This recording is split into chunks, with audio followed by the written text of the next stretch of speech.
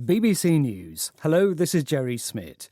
An Iranian security chief says the country's intelligence services knew about a plot to assassinate a top nuclear scientist, but they were still unable to save him.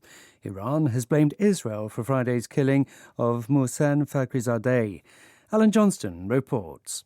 This assassination was a major humiliation for Iran. Its enemies managed to target and kill a key figure in the heart of the country.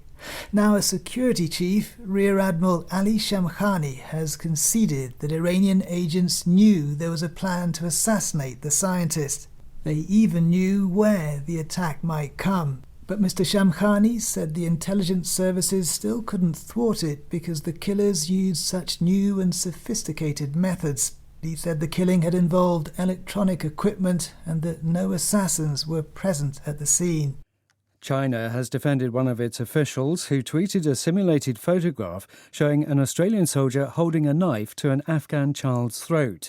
The tweet highlighted a report that found Australian soldiers were responsible for at least 39 unlawful killings in Afghanistan. Stephen McDonnell is in Beijing.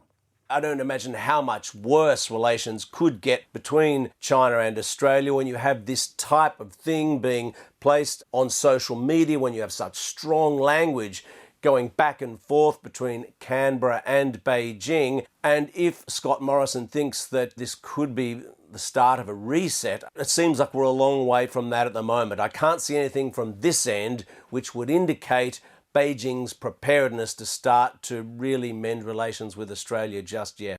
4 French police officers accused of beating up a black music producer last week have been put under formal investigation. A judge will look at allegations that the officers racially abused him, which they deny. The leader of the TPLF forces in Ethiopia's Tigray region says his troops are still fighting against the military near the city Mekelle, which was seized by government troops over the weekend. The TPLF also says it's retaken Aksum city. The federal government has denied this. Ethiopia's Prime Minister Abiy Ahmed has accused the TPLF of being behind more than 100 ethnic and religious conflicts over the last 2 years. Here's Kalkadanyi Bultal. Like any other claims that we've been hearing the past 4 months, that's one of those things that we cannot independently confirm. But both sides, the federal government and the TPLF, have been accusing each other of killing civilians. And now the Prime Minister, in his address today, is saying that his troops have not killed a single civilian. And he was also saying that the troops have conducted airstrikes and registered 99% efficiency in terms of hitting their target without collateral damage. BBC News. Defence officials in Afghanistan say they've killed the man suspected of planning the vehicle bomb attack in Ghazni province on Sunday, in which at least 30 members of the security forces died. Officials said the suspected militant was hit in a targeted airstrike on a village.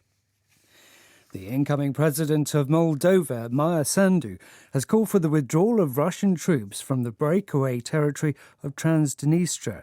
In her first news conference as president-elect, Ms. Sandu said the operational group of Russian forces never had permission to be on Moldovan territory. Moldova regards the OGRF as the descendants of the Russian forces that sided with Russian-speaking separatists after the breakup of the Soviet Union. The head of the Tokyo Stock Exchange says he'll resign for the unexpected system shutdown due to a technical failure early last month.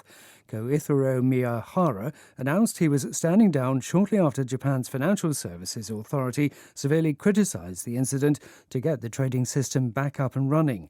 Rupert Wingfield-Hayes reports. The shutdown of the Tokyo stock market on October the 1st was a major embarrassment. Not only did the electronic trading system fail, the backup system then failed to switch in, and it took a whole day for technicians to get the trading system back online. Japan's financial watchdog today expressed its deep irritation, saying the shutdown had significantly undermined investor trust. The shutdown is also an embarrassment for Japan's Prime Minister Yoshihide Suga, who has made digitizing Japan's economy a major priority of his administration and has expressed ambitions to make Tokyo the biggest financial centre in Asia.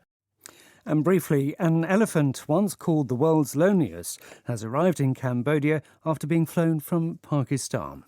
And that's the BBC News.